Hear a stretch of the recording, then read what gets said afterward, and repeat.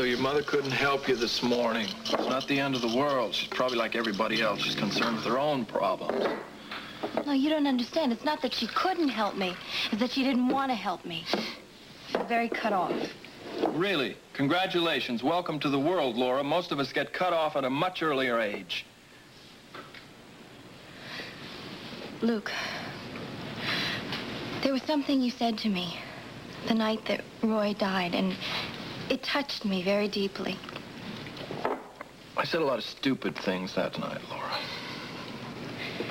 You told me that when you and Bobby were children, you had to watch your mother die, and your father take his bottle, drink it down, and then walk out and leave the two of you to deal with your mother.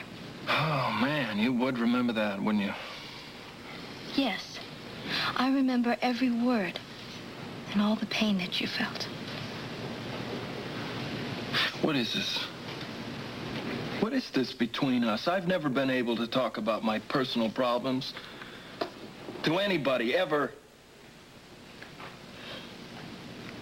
And it seems easy with you. What is this? Is there some kind of commitment here or something? I don't know. I think there must be, otherwise, why would I have come here today? I've hated you. I've hated you for what you did to me, but I don't want to hate anymore. I want to understand.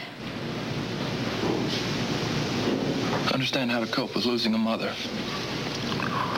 Yeah. You and Bobby managed. I don't know about Bobby. She was real young when it happened. The way I try to handle it is I try to keep her alive in my mind. I tried to remember that I loved her, tried to remember that she loved us. And I tried to remember all the special things she had done for us, even though we were poor, and we were poor. I've never had to deal with poverty. I'm sure it's very frightening. My mother was always trying to make it up to us for not being able to have the things that we needed and wanted. And I'm talking about simple things, Laura, like decent clothes, enough heat in the winter, food. Food. She used to read to us, tell us stories. And she tried very hard to teach us that the important things in life, the worthwhile things, we could have because they didn't cost anything. And did you believe her? Sure, I believed her. I was a kid. When I got older and I saw what was around me, I found out that it wasn't true. What we needed wasn't free. Not food, not clothes, not a decent place to live. And my mother was not free of the misery of living with a drunk. Man, was he happy to lay in the nearest gutter. Why didn't she leave him?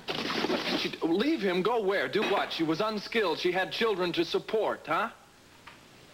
And the old man brought in some kind of money. How did she die, Luke?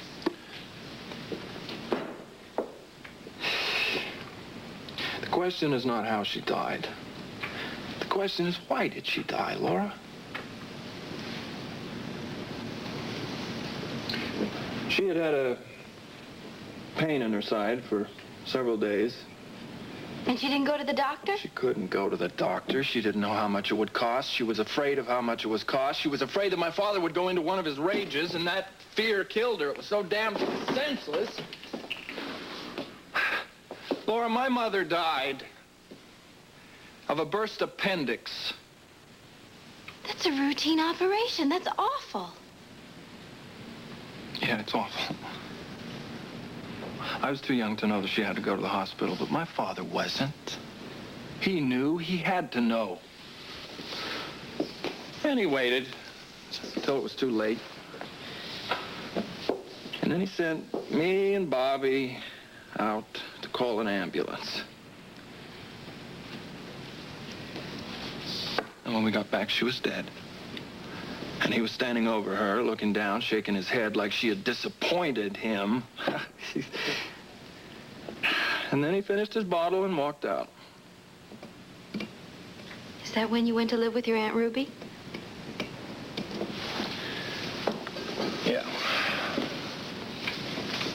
Ruby was the only one who cared whether Bobby and I survived or not. Well, that explains a lot about you and Bobby. Maybe. Doesn't explain anything about us, though, does it? Does it explain why I did to you what I did? Does it help you understand how to cope without having your mother's help? I don't know. You know what your problem is? You keep working here. Every day you have to look up in my face. That used to be the worst part of it, Luke. Now the worst part of it is facing my husband.